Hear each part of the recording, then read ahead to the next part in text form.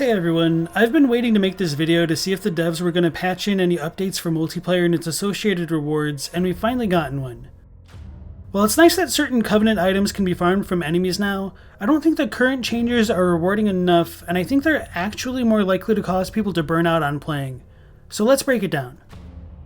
Now, assuming for a moment you're unfamiliar with the Covenants of Lords of the Fallen, there are three major factions and each has a shrine where players can turn in Covenant items for rewards. Most of these rewards are cosmetic in nature, like tinks or shaders, or a specific set of armor. For each shrine, it will cost 1,000 points to purchase all of their cosmetic tinks, and 1,600 points for their armor for a combined grand total of 2,600 points. Now here's the fun part. The rewards from each activity are weighted differently, so you can get 3 plucked eyeballs for the Shrine of the Putrid Mother per specific enemy you kill. These enemies appear randomly when you're connected online and a red lantern appears in the world.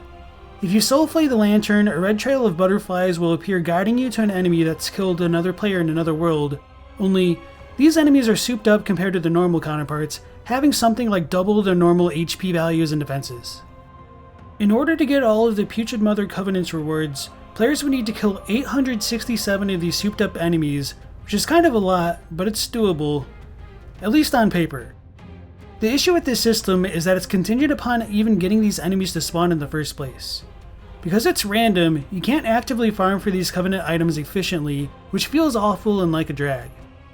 So now with the latest update, elites from each faction can drop 2 of their associated Covenant's rewards if you kill them, which is great. Except the drop rates for the rewards are frustratingly low. Even if the elite enemies were guaranteed to drop their Covenant's items, you'd still need to kill at least 1,300 enemies to get all of their shrine's associated rewards. However, in my limited anecdotal experience, you're probably going to need to kill at least 3 to 4 elites on average for their Covenant reward. So even if we're being extremely conservative and saying you get rewarded every 2 to 4 enemies, you need to kill between 2,600 and 5,200 elites to get all of your rewards. If that doesn't sound bad enough, I think it bears repeating that these are elite enemies, so they're a bit tougher than your average enemy, and there's only a few of these enemies in any given area, so if you try to farm them, you'll need to be constantly resetting the area, which means you're spending a lot of the time not even being able to play the game, as well as spending a significant chunk of that time running between enemies. But wait, there's more! In order to ensure the enemies are dropping items at optimal rates, players will want to use items which increase their drop rate, so a significant amount of time and resources will be spent in returning to Skyrest Bridge to purchase more rabbit's feet and vestige moths, just so they can reset areas without running back to the lanterns. And of course, every time you reset the area, you'll need to reapply your buffs, so it really becomes this tedious thing that ends up sucking all the enjoyment out of the game, I think. So how can we fix this? Thankfully, the devs seem open to player feedback, and there are multiple ways this can be adjusted. First, and perhaps the most boring way to fix these problems, would be to just adjust the values that are obtained for each reward. I know in the Oceanic region, players could get 150 plucked eyeballs for each red lantern, which might be a little too much. The second thing developers could do is adjust the frequency in which the rewards are obtained, such as making Covenant items guaranteed drops from elite enemies. But this is a bit boring, and I think there's more that can be done. During cooperative multiplayer, players can get 15 pilfered coins when they help another player defeat a boss, but only if they defeat a boss. There's 38 bosses in the game, and you can fight 37 bosses per new game cycle, assuming NPC boss fights count towards this total, so you can get 555 pilfered coins for fully helping someone complete the game. Assuming you actually kill 37 bosses each run, you need to help someone complete the game 4.7 times to be able to get all the rewards from the Shrine of Aureus. Or in other words, you need to kill 147 bosses total. That might be fine if there was a boss rush mode or something to facilitate players getting all those kills, but there's actually quite a big gap between most boss encounters, so if someone is just trying to get their shrine rewards, this heavily incentivizes them to disconnect from their host if they aren't close to fighting a boss. This actually disincentivizes players away from the cooperative experience, especially if they can farm coins more reliably on their own now. However, if each enemy in a host's world dropped a pilfered coin, and if elites dropped 2 or 3, this would give players a lot more incentive to help each other, and would become a viable way for people to farm for Duralium chunks to fully upgrade their weapons. Of course, if this were a thing, I think boss values should be adjusted to give maybe something like 25 or 50 coins so they can still feel significantly more rewarding than trash mobs.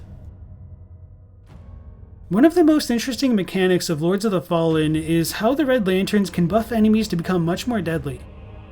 So what if the Eye of Vengeance made it so that every enemy was buffed and dropped plucked eyeballs? Of course, not all enemies are currently able to be influenced by lanterns, so if that's not feasible, what if Eyes of Vengeance made it so that enemies were scaled to the next New Game Plus's cycle of difficulty? Perhaps such a system could be extended to Tarred Fingers as well, and both could be combined to create even more difficult experiences.